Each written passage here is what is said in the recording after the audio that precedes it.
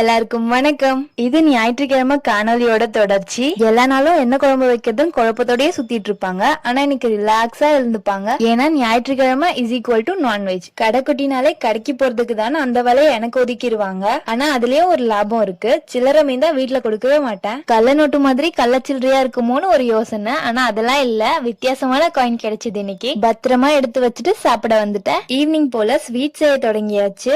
அரிசி அல்வா, அதாவது வெண்ணெய் புட்டுன்னு சொல்லுவாங்க. அதான் 4 கப் தண்ணியில ஏலக்காய் அரைச்சு வச்சிருந்த 3/4 கப் அரிசி மாவு ஊத்தி நல்லா கிண்டிக்கணும். கைய நினைச்சிட்டு இப்படி தொட்டு பார்த்தா ஒட்டாம வரணும், அப்ப வெந்துருச்சுன்னு அர்த்தம். இப்போ 3/4 கப் வெள்ளத்தை கரைச்சி சேர்த்துக்கிட்டு நல்லா கிளறி கொடுக்கணும். முன்னாடியே ஊற வச்சா 2 ஸ்பூன் கடலை பருப்பா 3ல இருந்து 4 நிமிஷம் வேக வச்சா சாஃப்ட் ஆயிடும். அப்படி எடுத்து வச்சுக்கணும். 1/2 கப் தேங்காவும் துருவி வச்சுக்கிட்டேன். வெள்ளம் நல்லா கலந்ததும் வேக வச்ச பருப்பு தேங்காய் கலந்து இறக்கிடணும். தட்டுல ஊத்தி பாத்தீங்கன்னா இந்த மாதிரி விழுகணும். இது நல்லா ஆறிடுச்சுன்னா புட்டிங் மாதிரி இருக்கும். அடுத்த வீடியோல பாக்குறேன். நன்றி.